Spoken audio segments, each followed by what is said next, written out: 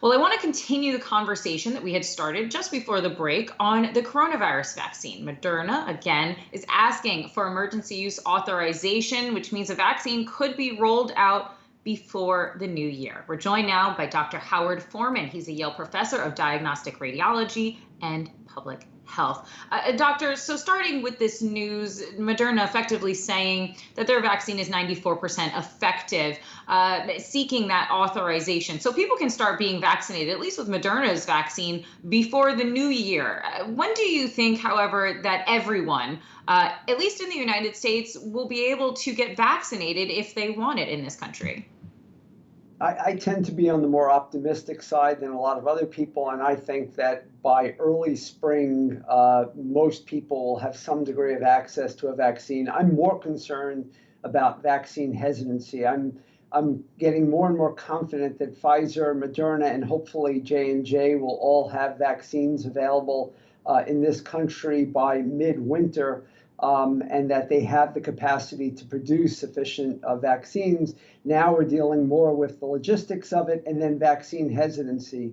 And certainly the news from Moderna today helps a lot with hesitancy, because if you tell me that a vaccine has 50% effectiveness and we don't know a lot about long-term side effects of it, I might really have good reason to be hesitant. But if you tell me this vaccine is 94% or 100% effective at preventing severe disease, then I'm able to do a risk-benefit calculation that favors getting the vaccine much more easily. So, doctor, two things to pick up there. I'm going to start first with this path to normalcy.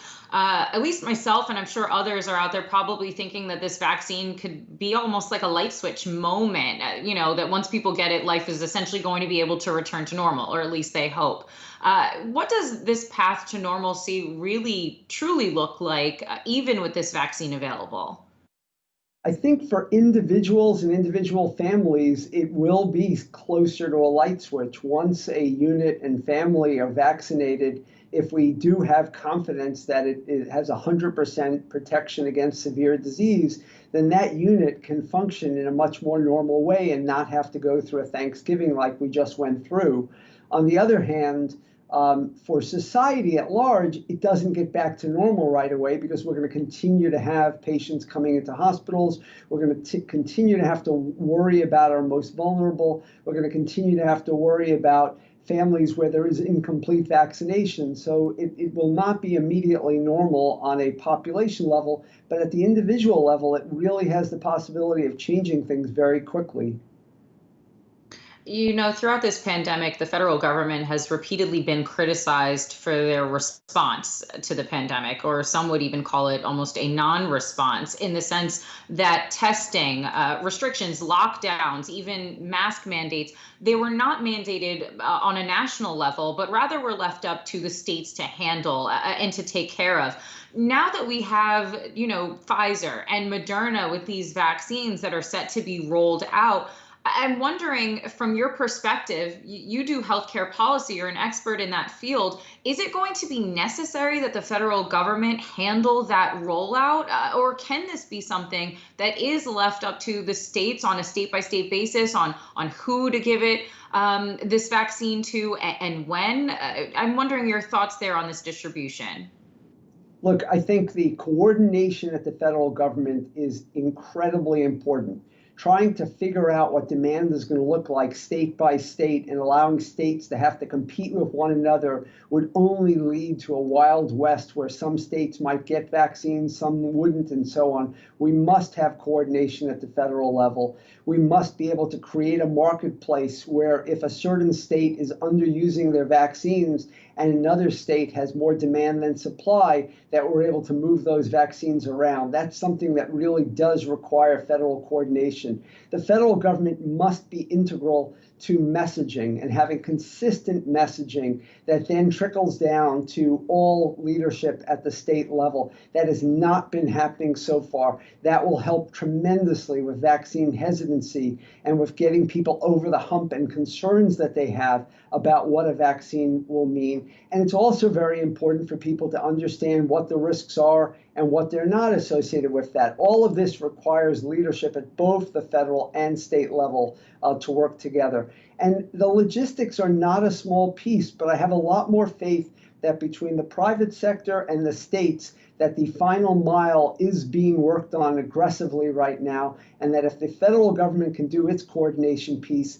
the states will be very helpful here. What we saw earlier on this year is we failed to get tests out to the states. We failed to put states in a position to be able to test. That was a huge, huge failure. And then when it came to PPE and ventilators early on, we had no means to coordinate where there was excess supply or excess demand. Doctor, I want to quickly ask you before we have to end here about the pandemic as we're seeing it. I mentioned a little bit earlier in the show that we have 13.4 million cases. So we're staring 14 million cases right in the eyes right now. And everyone's been talking about who would get the vaccine first. And of course, they're mentioning, the frontline workers, essential workers like doctors, people that are working in healthcare. But of course, as we've seen throughout this pandemic, this virus right now has permeated other segments of the population, just young folks perhaps going to dinner with their friends or, grandparents who are, seeing their children or their grandchildren. So I want to know from you, while one segment of the population, of course, is going to be getting this vaccine first, I'm wondering, just on a public health perspective, is it still possible that even while we are vaccinating folks in the United States for this virus, still to, in a way, continue to spiral as many folks go out there and perhaps think, hey, a vaccine is out there right now. Time for me to, go and see my friends again. Time for me to go to bars again, restaurants, etc. Yeah, look, this is the moment where people should be doubling down on protections, because any infection avoided now is a death avoided and not just deferred. It's no longer that I'm putting off the inevitable. I can now save lives by avoiding the spread. So the more that we do right now, the bigger the impact it is. So we should not concede defeat at this point. We must do everything we can to avoid that. What you said about prioritizing who gets vaccinated is also really important. We need to protect the most vulnerable in nursing homes, in facilities where the most vulnerable live and where healthcare workers are delivering care and potentially spreading the virus to them. So there are a lot of strategies, and those are going to be discussed by the CDC this week, and we're looking forward to seeing their recommendations about prioritization. All right, well, we are going to leave that there. Dr. Howard Forman, professor of diagnostic radiology, I can't talk today, and public health at Yale. Thank you so much for joining us today. Thank you. Take care.